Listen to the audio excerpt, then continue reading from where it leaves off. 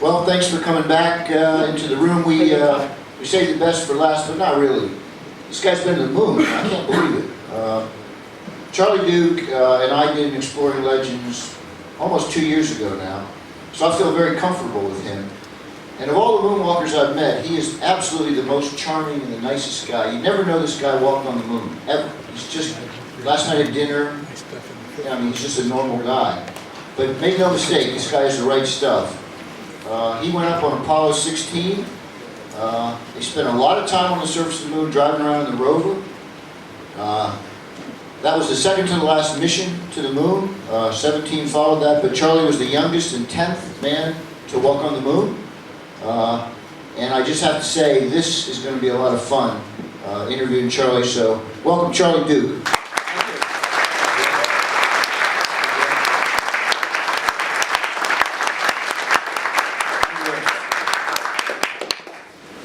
All right, but before Charlie was famous for Apollo 16, he was famous for Apollo 11.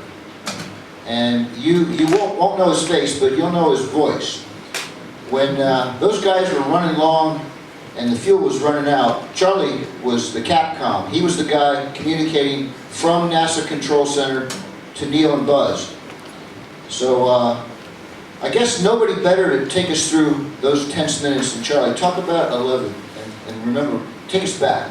Well, before I do that, first, Jim, good to be back with you and in the Explorers Club. It's always a pleasure to be invited to have an opportunity to speak to the members and the public. And so thank you for coming, and hope you enjoy our 45 minutes, an hour, whatever we have here together. So I was very privileged to work on Apollo 11 and mission control. The team that was on Apollo 10 that did the descent, lunar activation and checkout, of which I was the Capcom, we just sort of moved over to Apollo 11 for that same phase. And the only additional thing was going to be the landing. Apollo 10 went through the descent, didn't land, came back up, aborted, and then rendezvous. Well, we're going to do the whole thing. And so I've got to give mission control credit during this descent and all of the troubles and problems that they had on Apollo 11 on the descent. And mission control actually saved the day on just about every mission. Those 1201, 1202 warnings. Right. That was just aborted. Well, not really. We thought so. I thought so. This was a board. Oh no, computer's frozen up or something, and so it was a computer overload alarm that I didn't recognize, but the GNN guys did, and they said we're go on that alarm. The Apollo computer had a set compute cycle, and it queued up the jobs, and if it had too much to do in that milliseconds or whatever it was, it just dropped off the last jobs, told you it's overloaded, and it flipped back to the first beginning. And so it started down the queue again. And so that's what was happening with these computer alarms. But first, we had communications, real data dropout, all these problems that you start when we started down. So we had to reorient the spacecraft a couple of times to get an antenna that was really good. And so then the computer alarms came, and then at pitch over, which was 7,000 feet, about 7,000 feet above the lunar surface, the vehicle pitches down and the crew can see the landing spot for the very first time. And Neil apparently looked out the window and said, this doesn't look right, and it didn't look right. We were targeting him into a boulder field. They didn't get any pictures of that, but Neil said it's impossible to land. So he leveled off about 400 feet, if I remember, above the lunar surface and flew horizontally over this boulder field, pitched up to stop his forward velocity, and then from about 400 feet basically started almost vertical descent. And of course this was using fuel. And all that uses a lot of gas. And so we had a fuel aboard, a fuel percentage aboard, if you will. And so the first call was 60 seconds. So the propulsion guy said, flight 60 seconds. And I said, Eagle, you got 60 seconds. And then he had to land in the next 60 seconds. And then the propulsion guy said, flight 30 seconds. And I said, Eagle, you got 30 seconds. Now guys, remember, he's the only guy communicating from Earth to the moon at this point. So Neil and Buzz are listening to this. 30 seconds. Yeah, and I had been sort of talking them down, if you will, and as a little aside to that, before this all, the tension arose, I'm talking and giving updates to the crew and everything like that, and Dick Slayton, who was our boss, was right next to us, right next to me in Mission Control, and he hit me on the right shoulder, if I remember, the right elbow, and says, Charlie, shut up and let them land. That didn't get out to the public, but that's what happened. So anyway, I'm just giving them these calls, and so things are really tense. I have never felt such tension in Mission Control. And I've been there Apollo 10, 11, I was there 13 and 17, and we had never felt any tension like that. And it got dead silence, as I recall. I started a stopwatch, and 13 seconds later, Buzz Aldrin said, contact, engine stop. And so, and it was a sort of a pause, and we knew they were on the ground, and the data said okay, looked okay, and about this time, Neil comes up and says, Houston Tranquility Base here, the Eagle has landed. And I replied, Roger Twang, and I corrected myself. I was so excited I couldn't even pronounce tranquility. And so I came out Twang at first, and then I ended up Tranquility. Somebody got a bunch Oh yeah, I said, we copy you on the ground, you got a bunch of guys about to turn blue, we're breathing again. And that was the truth. I mean, at least I was holding my breath. Are we going to make it? Now, Neil had the right stuff. And if I'd have gotten to Eagle abort and him 20 feet off the moon, he wasn't going to abort. I guarantee you, he was going to land that vehicle on Apollo 11. Now, if he'd have been 1,000 feet in the air, that's a different story.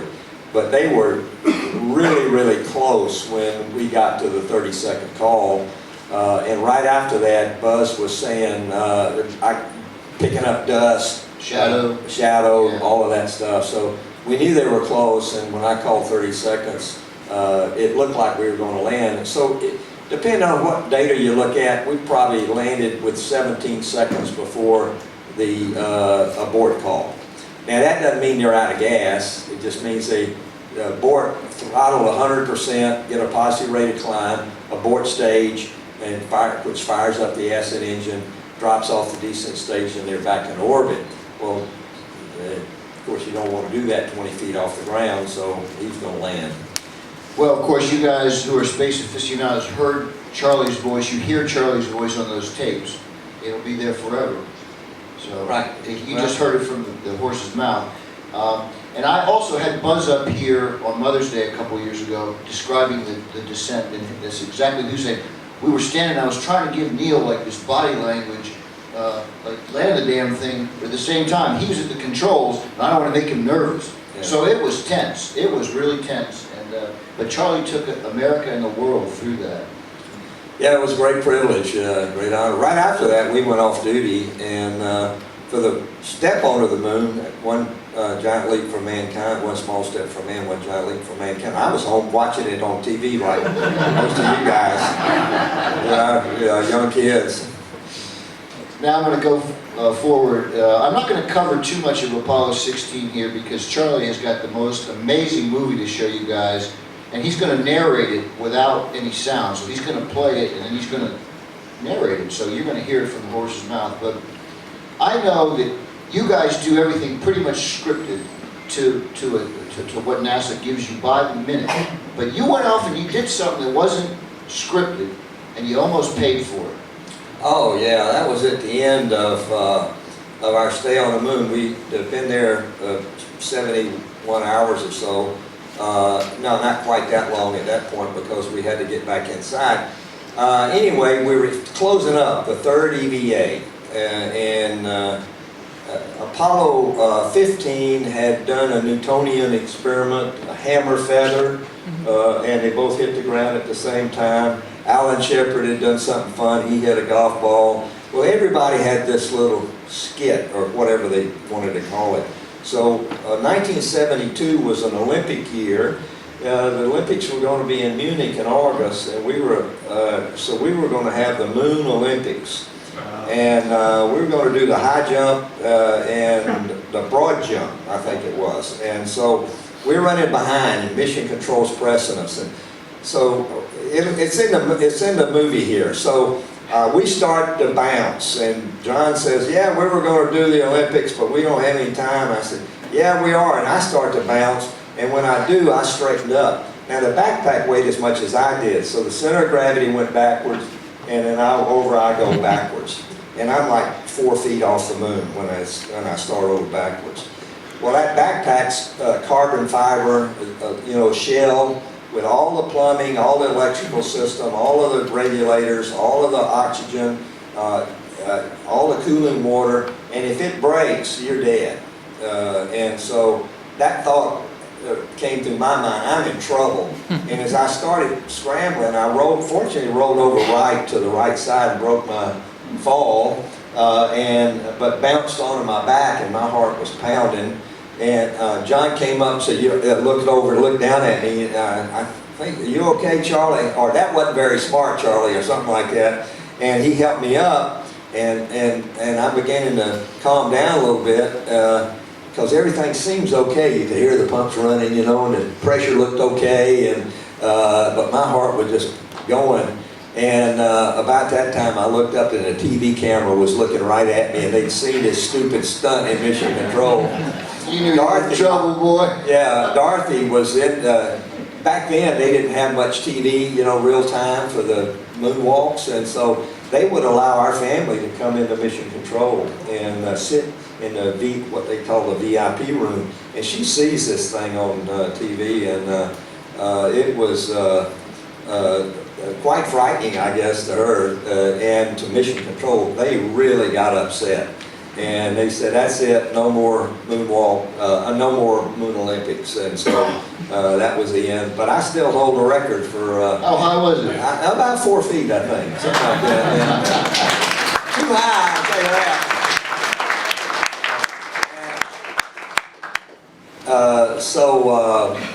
Another aside, I had a twin brother, an identical twin brother. So I think it was the second EVA or whatever, and my brother was there. He's a physician. So the flight surgeon invites him into Mission Control to watch us on the moon.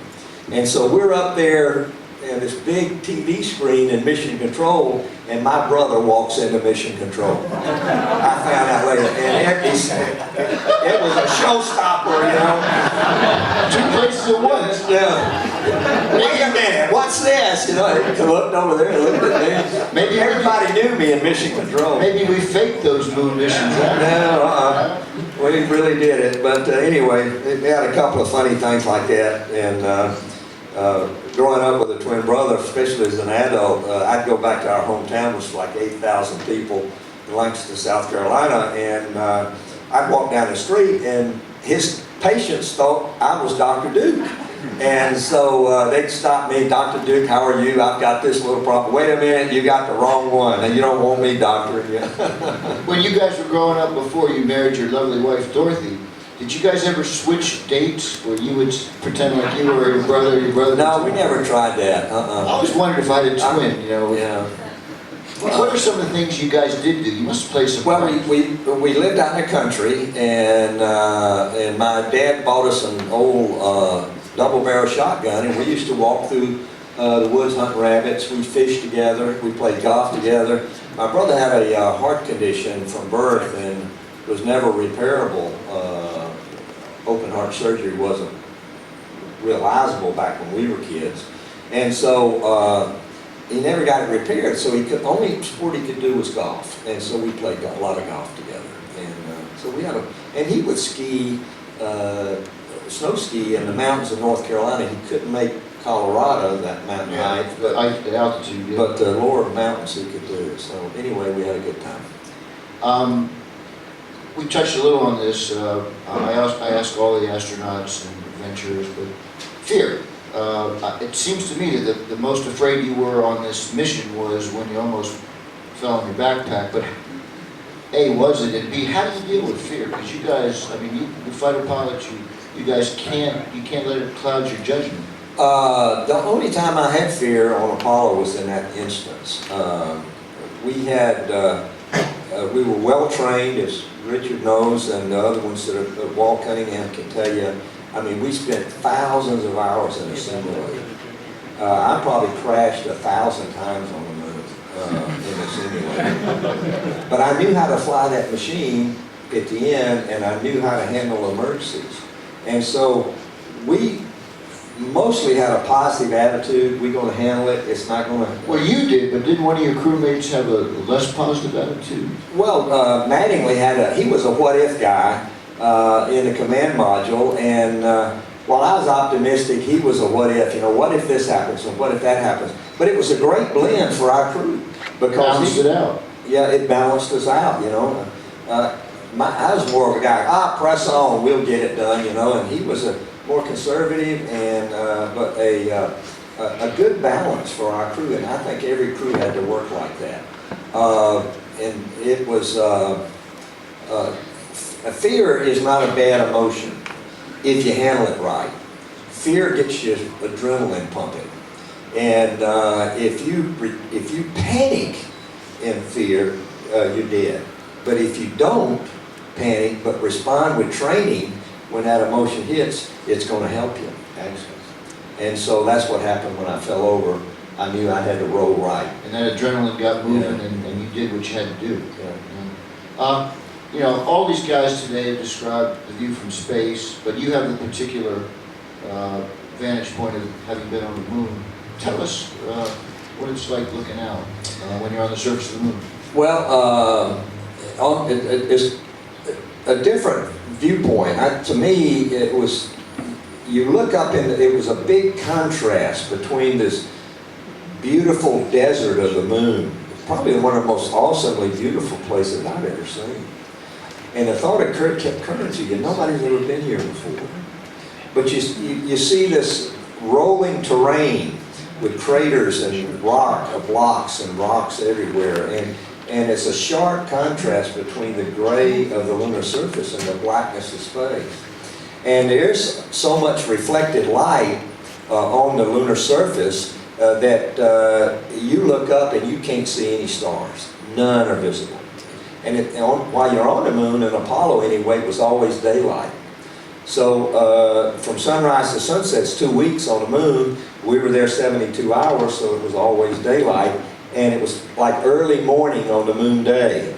So the sun was getting higher and higher, and you could tell your shadows coming in as you stayed. But this brilliant reflection of the sunlight from the lunar surface basically in effect blots out all of the stars. Now from where we were in the center of the moon, we were a little east, about 15 east and 9 south. So we were the farthest down in the latitude anyway, southern latitude of any of the landing sites, and we were up in the mountains of the moon, if you will. From where Apollo 11 landed to where we landed was probably 8,000 feet difference in elevation.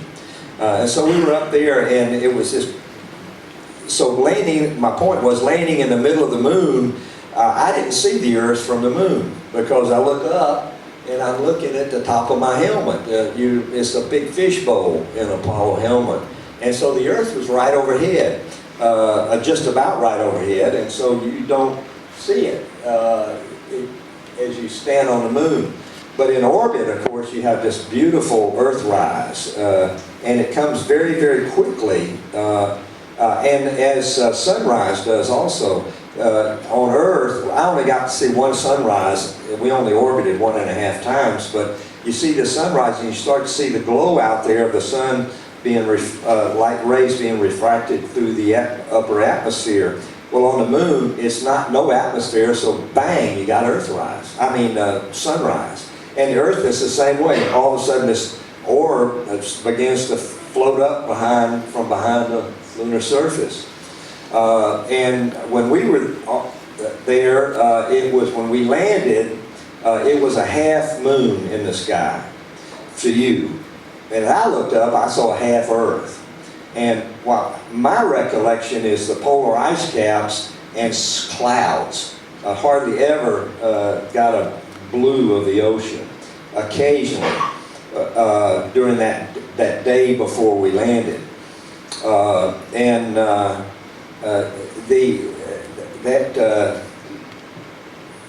But let me switch back to departing Earth. We left over Australia, and in the film you'll see a picture that I took.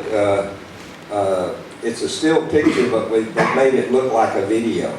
But it's you can see almost the whole circle of the Earth.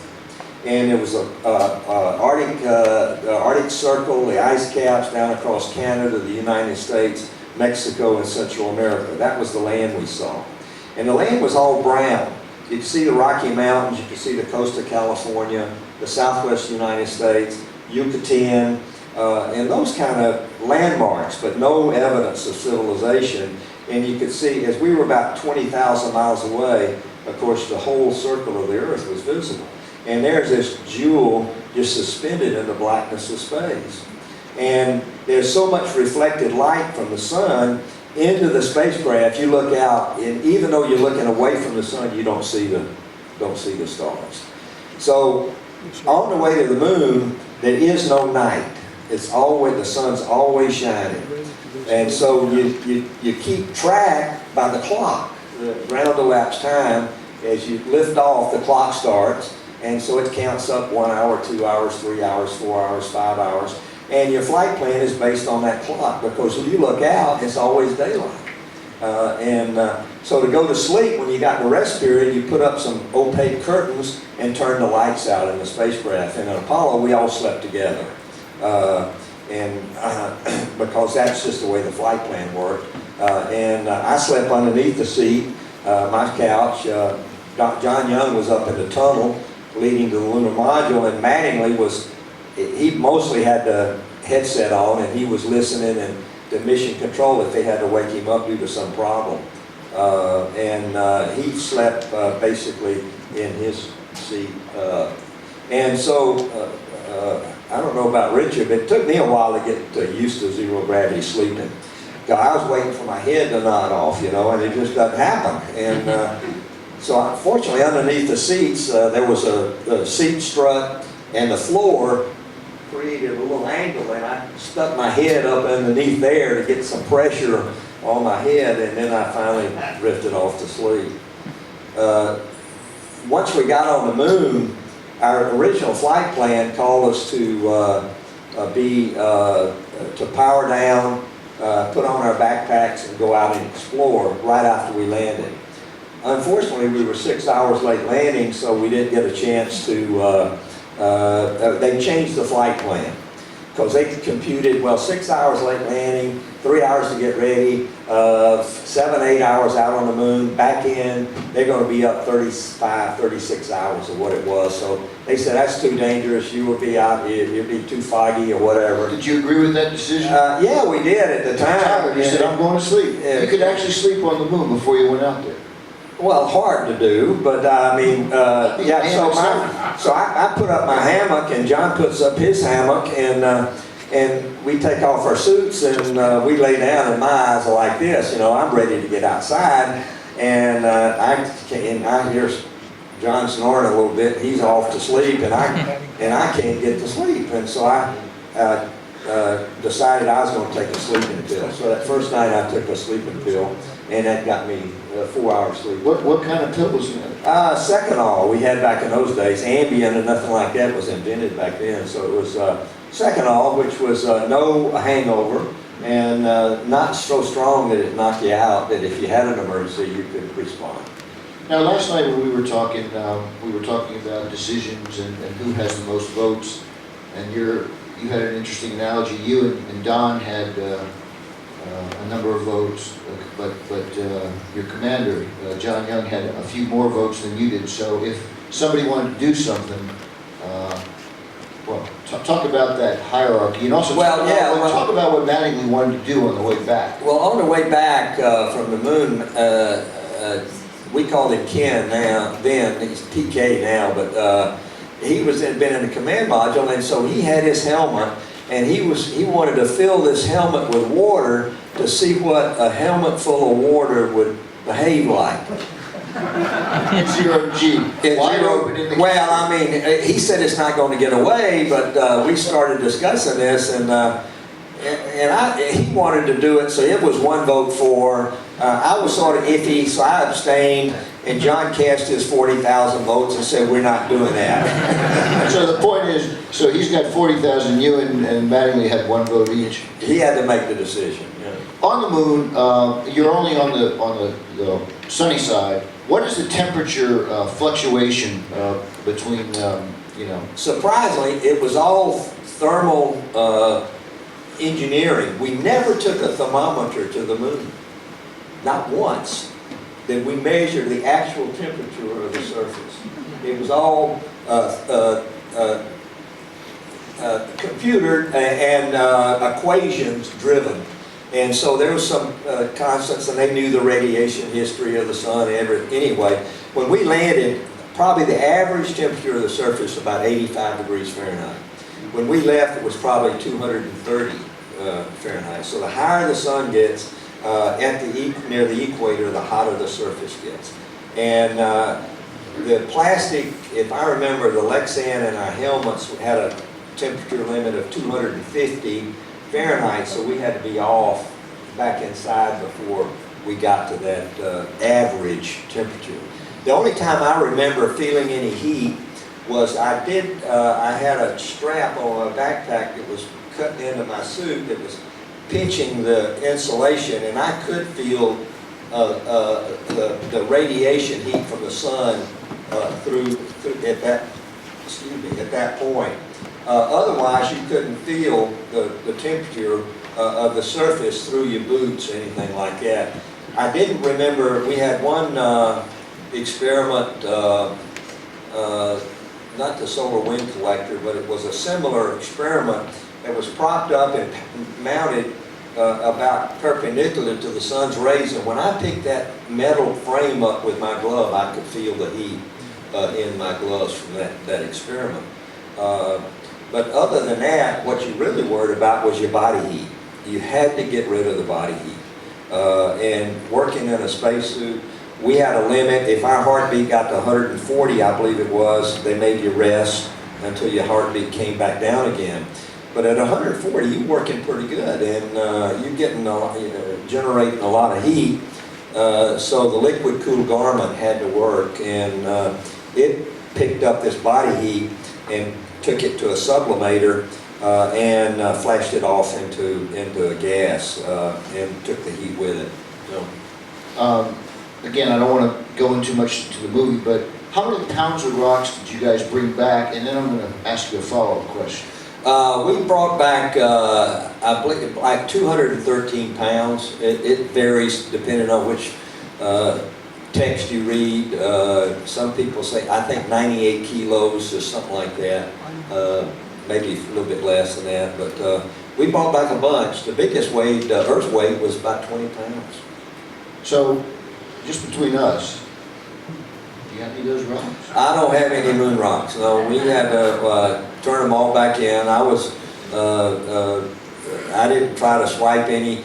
Though coming back, we had these little pebbles floating around the spacecraft, and I picked that one up, stuck it in my pocket, and a few hours later, another one would float by, and I'd put it in my pocket. So when I got home, I had this jar full of moon rocks, little fragments about like that. I showed them to the kids. They said, "Oh, Dad, we got some moon rocks." I said, "Well, look at them now because I'm taking them back tomorrow when we get back." And so I turned them back in.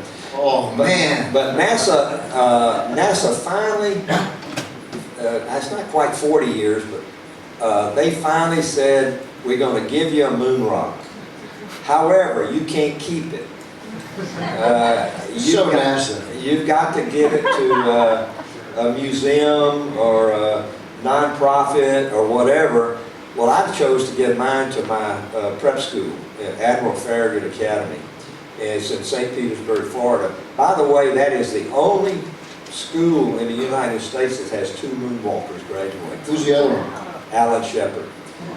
Back then they had a North Campus where he went, 1941, and I'm class of 53 at the South Campus. But we both graduated from Admiral Farragut Academy. Well, that's a pretty cool school if you want to be an astronaut and walk on the moon. I know that you and your wife Dorothy are Christian ministers. You travel around the world. I think you have 3.5 million Delta frequent flyer miles or some ridiculous amount. I can't even get a free trip from 7 round trips to the moon on Delta Airlines, and they won't even give me a ticket. Charlie's a good guy too. And when we did this, he flies economy. He doesn't need first class, all that stuff. But talk about a little bit what you guys do, you and your wife do, as you travel around the world and do ministry. Well, it was a late coming, our faith. I've always believed in God, and out there somewhere was God, but it wasn't real in my life. It was just sort of a Sunday ritual. Dorothy, same way, and moon flight was not a spiritual experience, unlike some of the other astronauts. I didn't feel any closer to God than what I thought I needed. And so it was not a philosophical experience. It was a great adventure that I'd love to do again. But I'll never have a chance to go again because while we did Apollo in 8 years and 2 months from the announcement to today, you can't even write a proposal in 8 years and 2 months, much less do it. So anyway, due to some problems in our marriage, Dorothy was in depression, suicidal, and all of these things, and some people came to our church and started sharing their faith about the reality of the power of God to change a life. And so she gave her heart to Jesus, and I watched her change. A couple of years later, I went through that same experience, and it so transformed our marriage and our life. We started getting these invitations to come share our faith all over the world. So the only continent we haven't visited is Antarctica, and we'd like to go, but there's so sooner or later, maybe, I don't know whether Katie's still here or not, but yeah, there she is. I want to go pick up some of those meteorites like you got. So. You know, we didn't get to keep them either. I know, yeah. So anyway, it's transformed our life in the last 35 years or so. We've been walking around the world with pallet. We've been in leaders of nations to dirt floors in Africa, and it's been a very rewarding opportunity to share the peace of God with people all over the world. That's a great story, and I remember you talking about last time we did the Legends. One thing I want to say is, Katie, I skied to the South Pole once. I did the last degree, and the thing they kept telling us was, if you see anything dark on the snow, it's a meteorite. So 3 days in, I'm all excited. And I said, look, I got to unclip and go over. So I went over to this dark spot, and the guide's laughing. And I don't know why he's laughing, because I just found a meteorite. I bent down, and it's a little piece of frozen poop from the Chinese expedition that was ahead of us that was supposed to be keeping this stuff in their bags, and they weren't. So I got a rude awakening. I never found any meteorites, but I sure as hell looked for them. And I had a great time at the Emerson Scott Station down there. Charlie, are you still chairman of the Astronaut Scholarship Foundation? No, I did my 2 years, and I... Talk about it, though. Talk about this. It's a great group. Well, it's a great group. It started, this Astronaut Scholarship Foundation was started back in, by the original 7 astronauts, who now only one left alive, John Glenn. He's our honorary... And he's here. Explorers Yeah. Club, yeah. And anyway, they all andied up $1,000 each. And they gave out this money to rewarding college kids to help them through college. Well, it's morphed now. It's grown and grown and grown. And Richard, you're on the board. Richard's on the board. I'm now on the board. I was the chairman for 2 years. And what we do is raise money to give to 20, well, we're going to expand. Right now we're at 28 universities. We've got 5 potential expansions, and we give, so it'll be 33 $10,000 scholarships to each university every year. Jeff Hoffman, who's an MIT professor, he collects all of the applicants that are screened by the university, and they send us 2, and our committee selects 1 of the 2 for each university. It's very rewarding to see how this has affected these kids and the competition for these scholarships. One way we raise money is auctions, like you're going to do in a little bit. Another way, we auction off space artifacts, people donate things, and we also auction our time.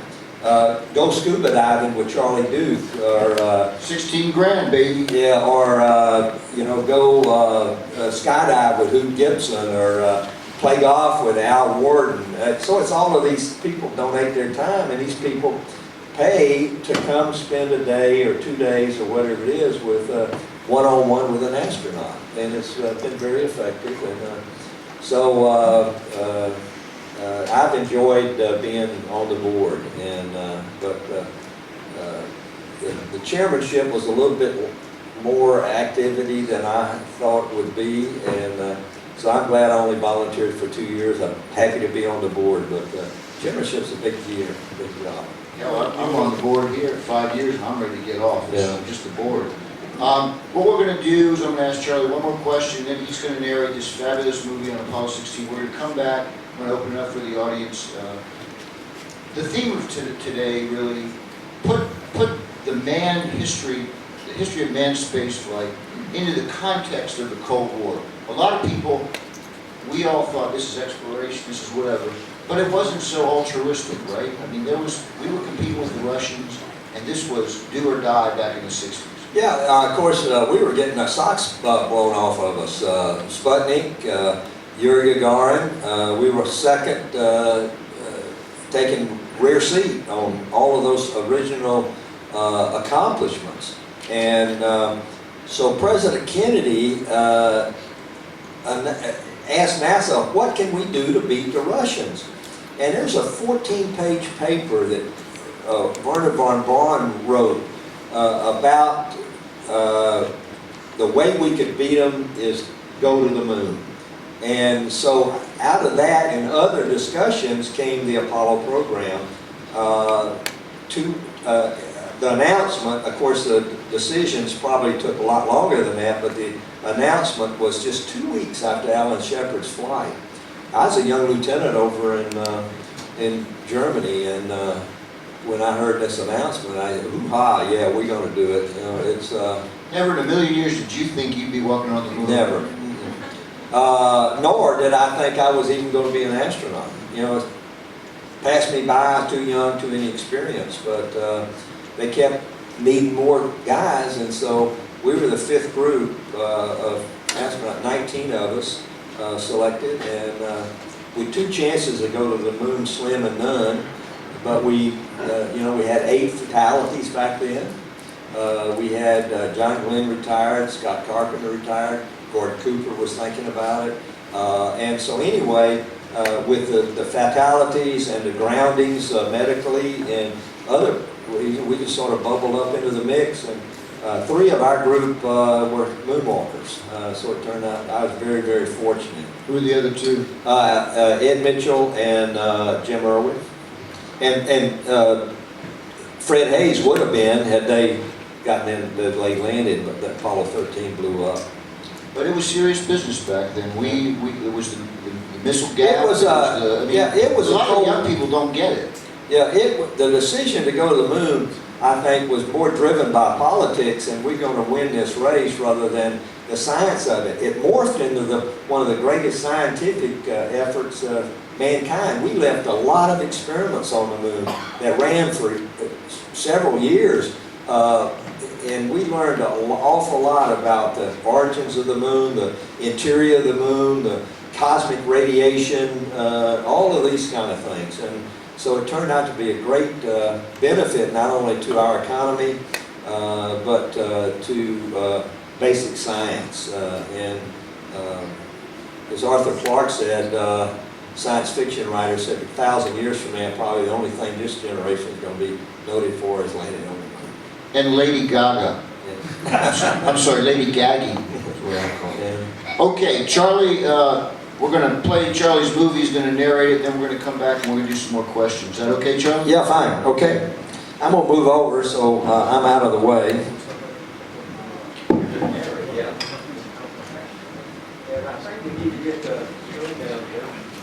Can someone bring the screen down? It's coming. Okay, this is 14 minutes of Apollo 16 from liftoff to splashdown. Can we turn on Charlie's mic?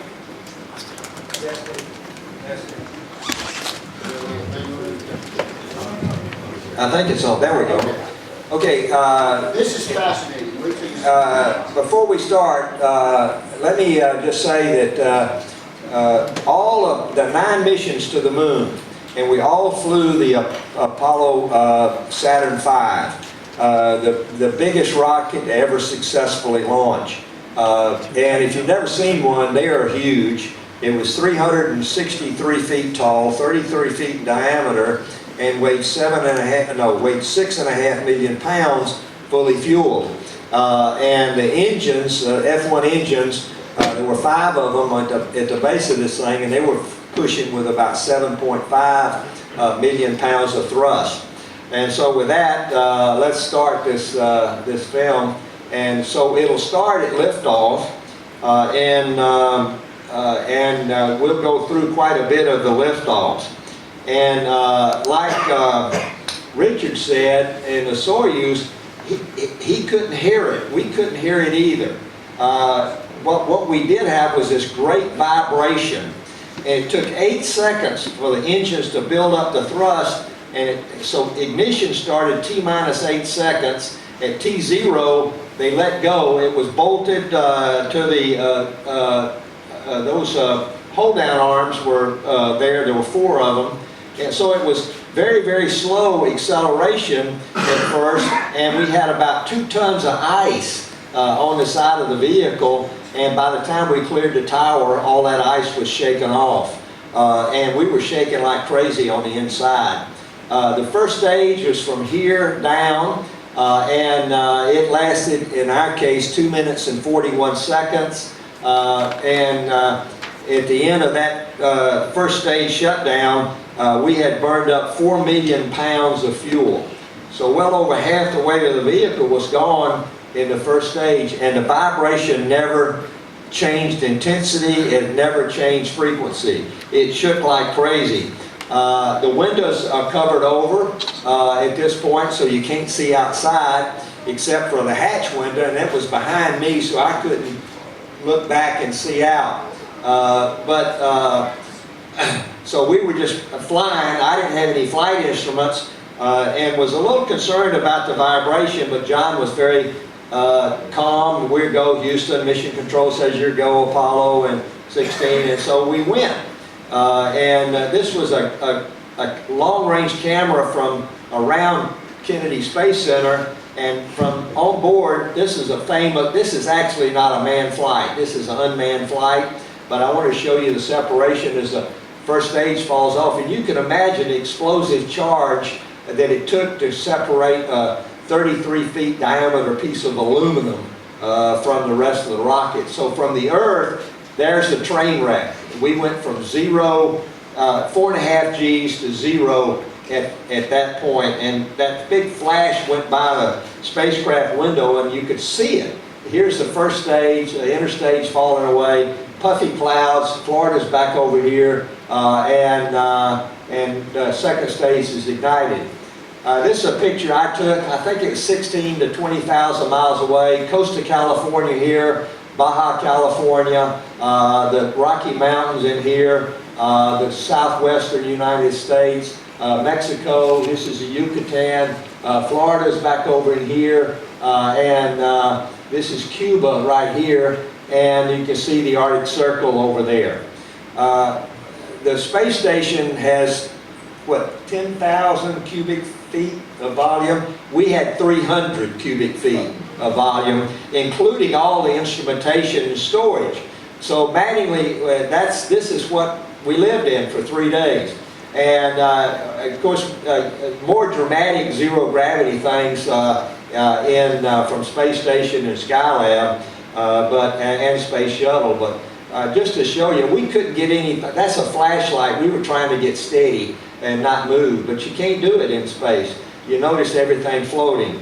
Our food was mostly dehydrated, and so. But Space Shuttle, this is actually Pinky Nelson on Space Shuttle, and you saw liquid earlier, and this is a grape juice that takes the shape of a sphere in space. And in it goes, and now that they have a flying banana. Spin that banana up and you get some stabilization. We didn't have any bananas. It took Apollo 72 hours to arrive at the moon. That was because of the fuel budget we had. You could get there a lot quicker, but if you're going so fast, we didn't have enough fuel to slow down, get in orbit, and then get back out of orbit. So they shot us out way out in front, so allowed gravity to slow us down until we got to the moon sphere of influence, then we started to accelerate.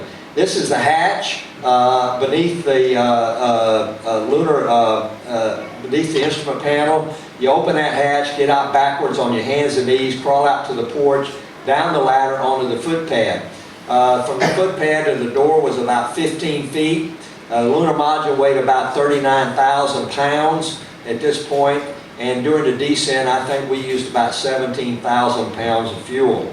The command module, you see the windows of it. Here's the Earth, the picture that I can recall. The rendezvous, the spacecraft out here, we were 6 hours late landing, and I'll explain that later.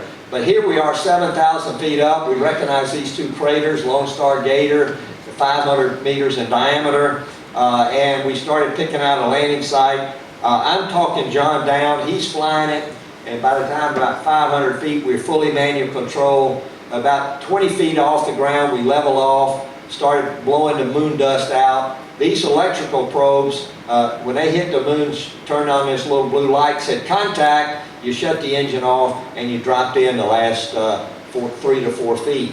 And the dust cleared instantly, since there's no atmosphere up there to swirl the dust around.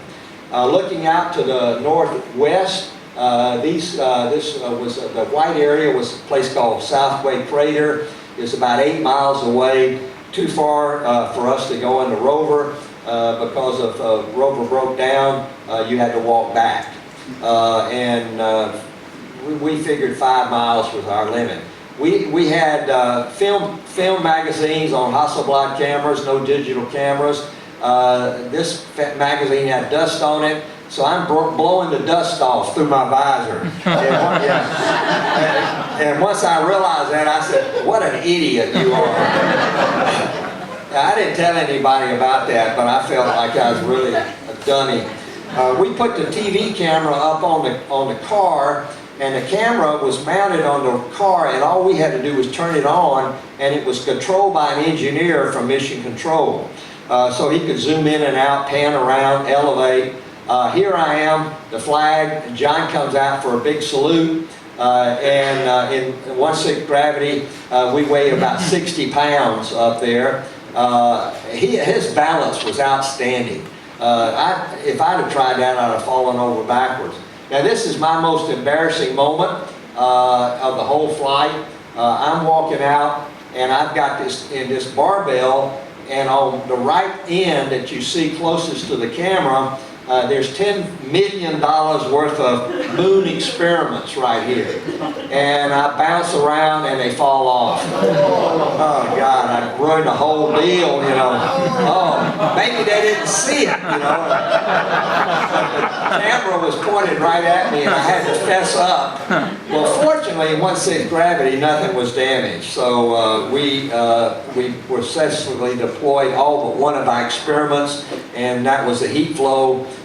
Notice the dust on the moon. It's very, very fine like powder, gray in color mostly, which is actually pulverized rock. There's no organic material on the moon, but since there's no atmosphere, you kick the dust up and it just flies out in a parabola and lands. I'm drilling a hole into the moon here. I had 3 drill holes, each 10 feet deep. 2 of them were for this heat flow experiment, which John just caused a failure because he unplugged the electrical power to the experiment, so we lost that. I'm taking this picture. This is called the Grand Prix. This was about 3 minutes long, and it's the only film that shows the rover underway. And this is normally what you see. You can see it real bouncy across the moon. This is a penetrometer. What's the bearing strength of the moon? And you can see wasn't very good here. Went all the way in, so I got to get up. You get, if you fall on your stomach, you're okay. So push up, and that starts it. You rock up and do another one, and that's pretty close. And one more is up. Yeah. And we fell down forward a few times. Notice the dust, how the suits is getting gray from the bottom up, and by the time we got in after the last EVA, the suits were totally gray. We usually collect samples together because it was more efficient, and we could document the samples that we had to do. John is on the left here, I'm the guy with the right, that's a rake. We collect samples with a rake, a shovel. Here I am trying to do it by myself with a shovel, and not very successfully, as you can see. I dropped it, but I'm determined. So I'm going to pick up that rock. Why? Today I cannot tell you, but that rock is going to go in the bag, and so I flip it up and grab it, but I dropped the bag I was putting it in. We had a few little miscues, as you can tell. One of the bigger rocks on the moon, but not nearly the big was. This was about 10 feet tall. I'm jogging back towards the lunar module. This is looking to the southeast. These mountains back over here we call the Smoky Mountains. And the farthest we got away was North Ray Crater, which is outside of view here, about 4.5 miles. Okay, here's my famous moon jump. That's John right here. And here I am, and he's talking, and so he goes, and then I go, and you can see over back. And let me tell you, folks, that was scary. Mission Control doesn't know what happened. I fall behind the seats. It takes John a little while to get me up, and by now my heart is pounding, and things seem to be okay, like I said earlier. And so when I appear, Mission Control was relieved.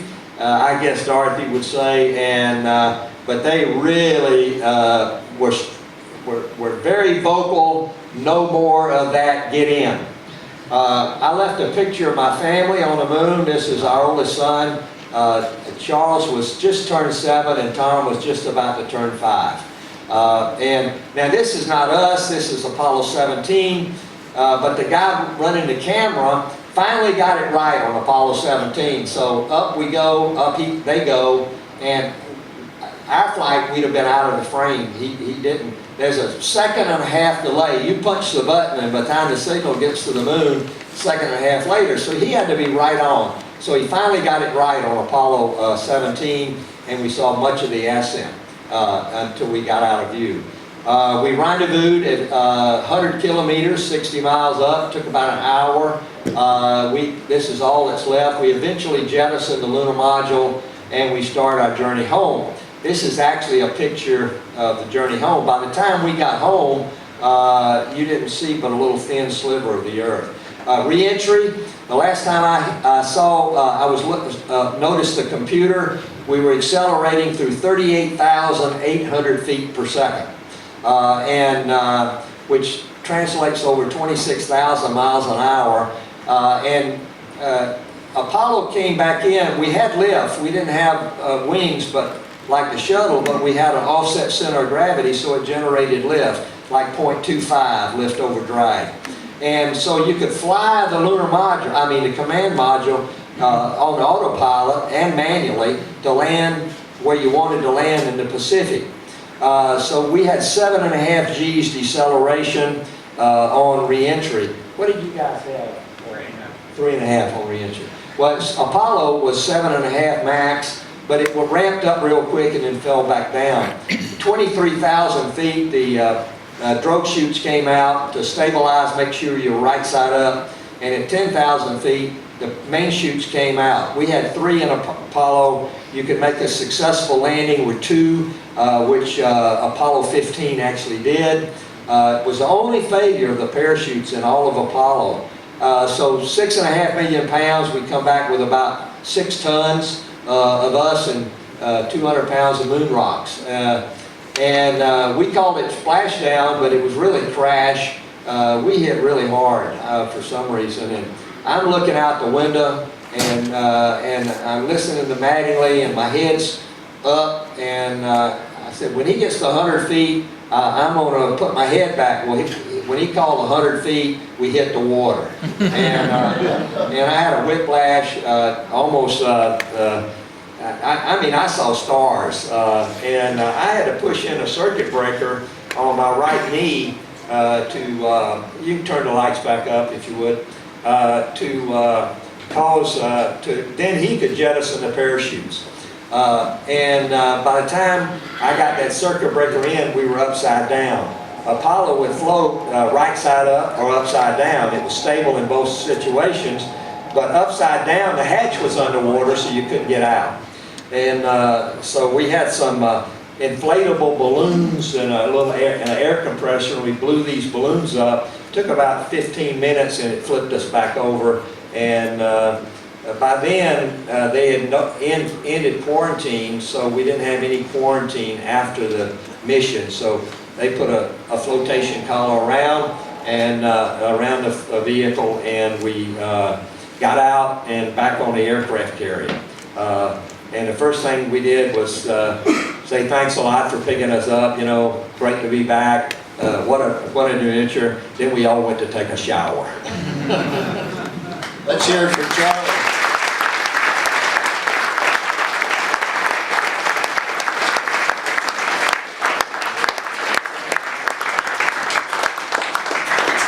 I don't know, every time I hear that, I get goosebumps. I don't know about you guys. But I got a question. When you watch that, when you narrate that, do you believe you did that? Oh yeah, it's never been a dream. I mean, it's not like some vision I had back, 42 years ago. It's always been believable. And, I look at the moon and I can still have the romantic part that Dorothy and I have, but also I've been there and I can pick out, generally my landing site. There it is in that white area that's the left cheek of the man in the moon, if you can see the man in the moon. So you did a spacewalk on the way back. Didn't cover that in the movie. Talk about the spacewalk a little. Well, that was spectacular. Mattingly, while we were on the moon, he had a whole suite of experiments to do that were stowed and operated back in the service module. And there were 2 big mapping camera and some other camera back there. But I mean, this film canister weighed 80 pounds down here on Earth, and he had to retrieve that. So we did out on EVA on the way back on the 9th day. So we're all suited up. He gets out, we open a hatch, he gets out first, and some handholds goes to the back of the service module where this stuff is, and I float out, and I hook my feet in the side of the hatch, and I'm his lifeline, if you will. I'm making sure he doesn't get tangled up in the RCS engines and stuff like that. But I'm just mesmerized with this beauty of this. And I look over here, down here, 180,000 miles away is the Earth. And it's just a little thin sliver of blue and white. And I said, I wonder what the moon looks like. And I turned around here, and right up here, it was just enormous, gigantic, humongous moon, almost full. And it was just huge up here. And you could see, of course, all the front face, and this orb just hung up there in the blackness of space. Well, I was outside maybe an hour or so, and then I get back inside. Now, to set the stage here, on the second day, Mattingly had lost his wedding ring in our spacecraft. So it's in here somewhere because we haven't opened the door, but we couldn't find it. So we go land on the moon. Now it's 8th day we get back. 6 days later, he's still looking. And on the way back, now the 9th day, I'm back in the back of the lower equipment bay. Mattingly's now 10 feet away on a biological experiment with his back to me, just beautifully highlighted by the sun's rays. And all of a sudden I'm looking, I get this glint of gold, and I look over and there's his wedding ring floating out the hatch. Oh. And there's still some, it was zero pressure, but the spacecraft outgasses. So that was what was happening. So this little residual gas was moving this wedding ring out the door. And I grabbed for it, missed it, and so, lost in space. And it took about 3 minutes, but it just floated out and just hit him on the back of the head. And true story. You know, round ring and a round helmet. What's the probability you're going to get a 180-degree bounce? That's what we got, a 180-degree bounce, and that ring started back towards the hatch, and with very little velocity, and I don't remember, 3 or 4 minutes, maybe more, finally floated back into the hatch, and right in front of my face, and I grabbed that thing. And so I had it on my little finger when he got back inside. I said, I found it for you, Ken. So he was delighted. That's a great story. All right, let's open it up now for some audience questions. It's hard for me to see with these lights, but raise your hand high if you have a question. I see Richard Garriott has a question. I'm loud enough you can repeat it. Wait, Richard. After Apollo 11's near running out of fuel, did you take more fuel on later flights? Did you take more fuel on later flights after Apollo 11 ran low? We had a bigger lunar module, yeah. So we had more fuel because it was heavier. Not because we needed more fuel to land, but the vehicle was heavier. They were designed to stay for no more than 30 hours. But we were designed for 3 days. How about landing fuel? Landing fuel, no. It was a little bit longer, so we had more fuel because we were heavier and it was going to take us a little bit longer to land. Ascent fuel was the same. We landed probably, I remember calling John and said we got 4% plenty fat. So we had about 3%, maybe 4% when we landed. But with a heavier lunar module, I think the descent took a little bit longer. Any other questions? Yeah. I have a question. Could you talk a little bit about the Wait for the microphone, please. Could you tell us, please, a little bit about the lunar rover? How did that deploy from the lander, and a little bit about that experience? The lunar rover was an ingenious design. The storage area for the lunar rover was 5 by 5 feet. On the outside, as you face the hatch and the ladder, it was on the right side, that quadrant. Well, the rover's 10 feet long. So how do you get a 10-foot vehicle in a 5-foot square? And so what they did was they engineered it so the chassis was in 3 pieces. Right beyond the instrument panel, which was our footwell, it was hinged. Right behind the seats, it was hinged. And so they took the front wheels and folded them in like landing gear on an airplane and folded that over onto the instrument panel, which was down. And then the rear wheels came in and they folded up over the seats, which were collapsed. And so we had 4 wheels touching. And they bolted it to the outside of the spacecraft with the wheels towards the spacecraft. And so when we pulled off the Mylar, we were just looking at the bottom of the lunar rover. John, when he got out, he was first out, and he pulled a pin that released the upper pins that held the rover there. And so Matt was only pinned to the bottom.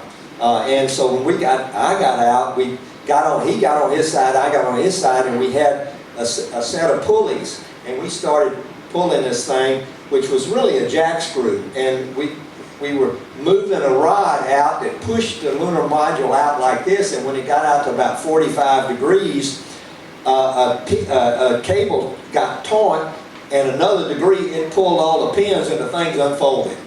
I mean, it worked, you know, and it was incredulous. And so now it looks like a car, and we lowered it down to the lunar surface, and then unpinned the front side, the front from the rover, from the vehicle, and it picked it up and just walked off with it and turned it around, and John got in, powered up, and drove off. Now I'm a speed junkie. I want to know how fast you guys got that thing going. Well, it's hard to say. The odometer had a maximum reading of 17 kilometers an hour, and we were off scale high. You were moving. Coming down, I think it was North Red Crater, maybe it was off of Stone Mountain. So it was off scale high, but Apollo 17 did the same thing. So we said, we got the record. They said, no, we got the record, so we've agreed to share the record. You guys are so damn competitive. Yeah. All right, I'm going to take a couple more, but first I want to auction off these two photos, because once I'm done with them, you guys are going to leave, so I got to hold you here. We've got two photos that Bill Ingalls took, who presented earlier, and I'm sure these guys will be glad to sign them. I'm sure Charlie after this. But one of them is Katie Coleman looking out of the porthole there. You can see her eye, and that's a pretty cool photo. And I'd actually like to have that photo myself, so I'm going to start the bidding at $200. Anybody want to go beyond $200? No? Come on, there you go. How much? 300? Okay, we got 300 now. Come on, who are these big? I mean, I know Gary has a lot of money, but he's been up in space. Can I come in at 350? I'll go 350. 350 on Richard Garriott. Becky Nichols, how about you? Nah, she's with. We'll stay with Richard at 350. I'm not an auctioneer, you can tell. Brian Hansen? 375? I'll go 375. What the hell? Anybody else higher than 375? Going once, going twice? It's mine. Wait a minute, I got a last bidder. Who's that? How much? I'll do 5. 500. Wow. That's a great little donation to the Explorers Club. All right, this is going to be quick. Going once, going twice, $500 sold.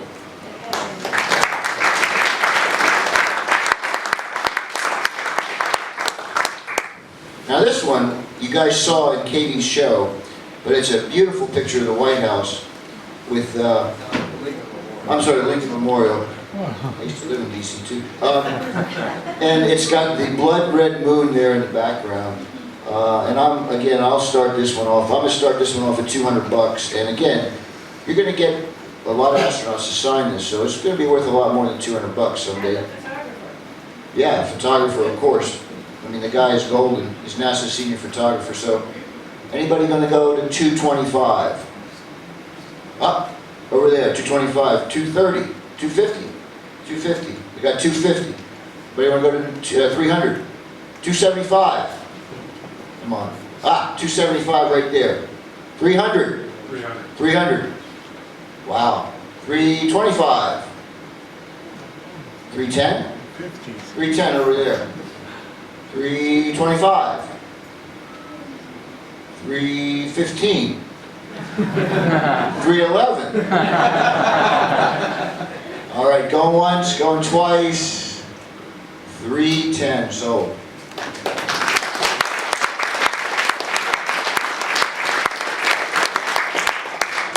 All right, just a couple more questions from the audience. Yes. Actually, I'm going to let the guy who bought, the two people who bought this get a shot.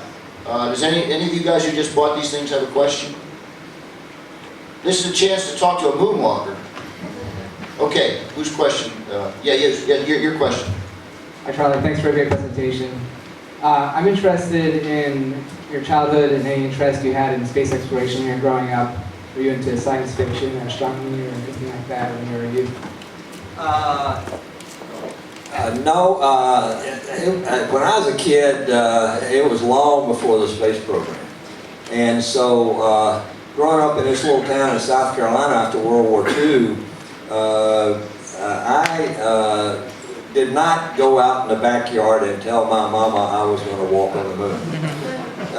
Mama would have sent me to the psychiatric hospital back in those days. But I can remember in high school, watching some of the first contrails I'd ever seen. Jet H was just starting back then. And so, I'd look up and I said, man, that would be nice to make a contrail. And that started me thinking about the military. And my dad had been in the Navy during World War II, so I decided I wanted to serve my country in the military, and I chose the Naval Academy. But I was in flight school in 1957 when Sputnik went up. My birthday, it was October 4th, my birthday is October 3rd, so it was a big deal, I can remember that. And a few years later, I'm in Germany when the first group of astronauts were announced, and then little did I realize that once I got back to MIT for a graduate degree, I fell in love with airplanes at the Naval Academy, so I became a fighter pilot in the Air Force. And then they sent me back to MIT, and the MIT had the contract to build an Apollo guidance and navigation system in what was then the instrumentation lab. And I did my master's thesis on that system. And I got to meet a number of the astronauts who were coming up to monitor the development of this system. And they were so pumped up, so enthusiastic, so excited that this is the best job you could ever have. And I decided, well, maybe I could do that, what I need to do. And they said, go to test pilot school. So I volunteered and got selected. And Dorothy and I moved from Boston to Edwards, and it was a year out there, almost 2 years, then we left for Houston, I got selected. So it was a stepping stone. I never had really, only after the MIT can I say I really, really, really wanted to be an astronaut. Up until that time, it was just sort of maybe out there, Other questions? Moonwalker? All right, I got one more. Oh, we got a guy over here. He's bidding 320. Just kidding. Hi, Charles. Hi. Just a question on your take on the potential benefits that humankind can reap out of exploring the moon. And the second part of the question is, where do we really stand with regard to our progress? Are we still in the analysis phase? Those are two good questions. I think a lot of the benefit in space is twofold. From the moon flights, Apollo was the basic science that we generated through the 6 different experiments packages we left up there, plus the orbital experiments that we did. Then the other was the technological breakthroughs that were done to make Apollo possible. And the space program. I just got back from the 100th anniversary of the Aero Department at MIT, and it was an economic presentation that said Apollo generated 88 times the return on our investment. And that's a good deal. If an investment manager would like that kind of stuff. And I see that in the future. I mean, there are new technologies going to have to be developed to take us to Mars, where we can not only explore Mars, but stay and have reliable systems that would work. I'd like to see us go back to the moon again. I think there's some things we could do on the moon scientifically. Harrison Schmitt on Apollo 17 is dying to get back to start mining helium-3. a fusionable fuel that leaves no radioactive decay, as I understand it. And there's a lot of it up there, and not so much down here. And so there are other things that can be generated. And I think the moon would be a great place for a scientific base, permanently manned, just like we have in Antarctica today. It's a hostile environment in Antarctica, but we can live. We can do the same on the moon. And so I think that would reap a lot of benefits if we could do that. But to be honest, right now, I don't see a real strong program to get out of Earth orbit right now. There's a, did you mention about who mentioned about the Russians are going to fly Circle Lunar? Yeah, that's the first I'd heard that. But the only spacecraft that we're developing that I know of is Orion. This first flight's supposed to be unmanned, coming up here later this year. And a new rocket that's 110 tons capability. Some people like it, some people don't. And then finally, the commercial side of it is paying big dividends. To me, though, and I'm glad to see it happening, but it's what NASA's always done, except they made the design and we bought their design. Normally, we give them a design and say, you build this thing, how much is it going to cost us? So they got a lot of skin in the game, Musk and those guys at SpaceX and Bigelow and the others, but to make it possible, it's going to be government money. It's going to end up making it possible. It's an economic model. And they get that from both them and, SpaceX and Boeing have signed contracts to, I think, $1.5 billion or something like that, each of them have to supply the space station over for the next few years. So it's picking up again. I think we're getting some interest, and if they're successful at man-rating their vehicles, it's going to be real neat. Okay, I'm going to have to wrap it, but before I wrap it, first of all, we'll clap at the end for Charlie and everybody, but I want to thank everybody who's come out today to this great event. For the ham radio contact, Jim Enterline and Frank Bauer from Eris. Presenters, Walt Cunningham this morning, Brian Binney, Greg Olson, Katie Coleman, Ian Anderson, Richard Gary, Bill Ingalls, and Charlie Duke. I want to thank Luis Muga and Alex Serrano and Stacy Severn, who co-chaired this with me, and wouldn't have happened without that. I'm sure there's a lot of other people I can thank. Certainly Brian Hansen came all the way from Texas, one of our board members by himself. That's pretty cool. Becky Nichols, Alan Nichols, our president's wife, is in the audience back there. Alan's on a trip, he couldn't be here, but Becky's here. She's always here. And just everybody, thank you very much. The Explorers Club is a cool place. Come see us. We don't just do space stuff. We do sea, ocean, primates, all that stuff. I'm a space nut, so I don't know what else we do. But thank you very much. Big hand for Charlie.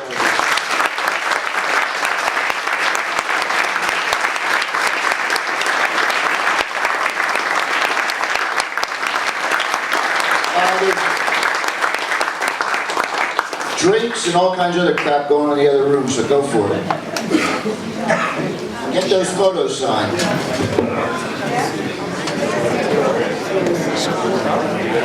Yeah.